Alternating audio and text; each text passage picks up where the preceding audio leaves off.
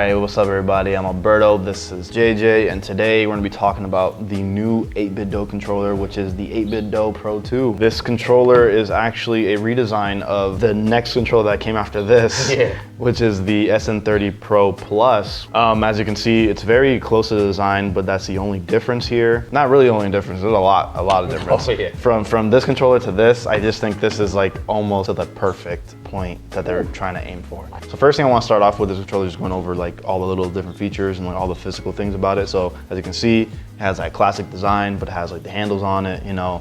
The controller is more, it's not one of the offset sticks like the Xbox controller. It's like the PS4 controller has the two sticks here that are parallel to each other. It has some nice big face buttons, a nice D-pad, I like that a lot. It has this new profile button that changes different profiles that you can set up with the app. We'll get into that in a second. And then it has just these two back buttons, there's two new extra buttons you can map anything to. And then it also has this new switch that you could pick what type of device you're trying to connect to through Bluetooth. Okay, so that's pretty much it for like the build, the new build, and how all the physical things that are new to the controller. But I want to get into like more of the specific new features this controller brings, as in the custom profiles you could have, and also the different ways you can connect through Bluetooth with this controller to other devices. So the app, oh man, it does wonders for this. So this little button right here, it has 3 different profiles. Technically 4, but it's like a dummy profile. It's just like when it turns on, none of the lights light up. It's just default settings, everything. Besides that, the profiles can be completely directed to be anything. The back faces buttons can be even a directional input if you want it.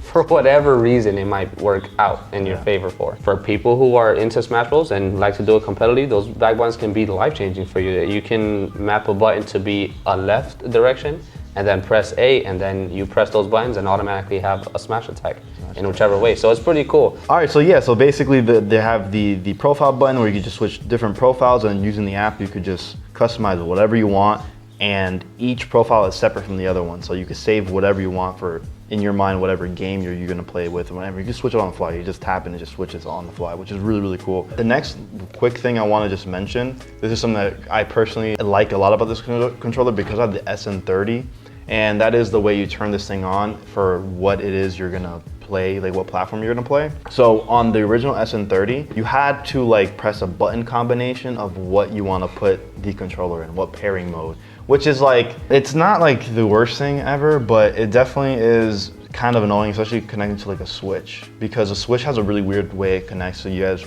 all know like the way to like press L1 or whatever, but it's like you don't do that with this. You have to like turn it on like this, then do that.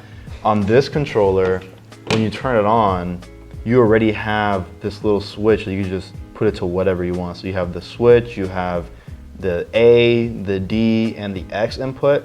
And yeah, so you just, whatever it is, so you're going to PC, you just switch it to the X input, and then boom, instantly you have the X input, which is really, really cool. So with all that out the way, all the technical talk, all like the objective, you know, what the controller, the build and everything, I want to start asking you some personal things. So give me your pros of this thing. What are the best things? Like give me like a little list of your favorite things about this controller. The D-pad is 10 times better than the Switch Pro controller. Absolutely. Definitely. Also, I definitely like these bumpers. I don't know what it is about them. I have always been a Nintendo freak. I have every single Nintendo console I've ever owned. So these bumpers personally just bring the greatest nostalgia feel ever. I love the way it feels personally with this controller. What controller?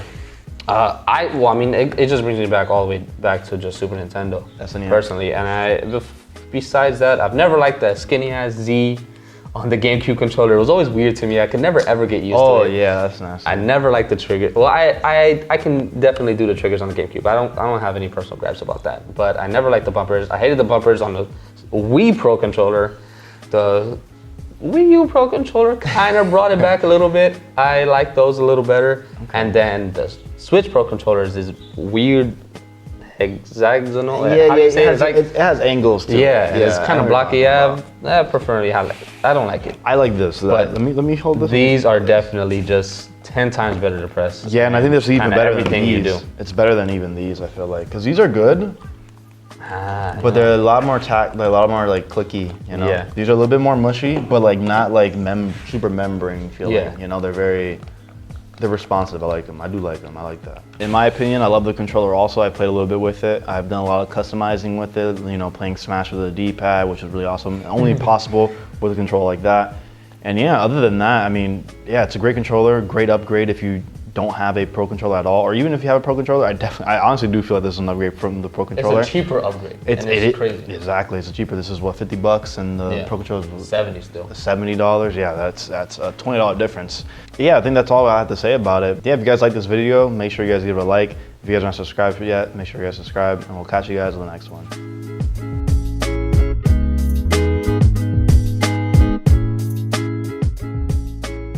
Damn. You lost? Yeah, I lost again.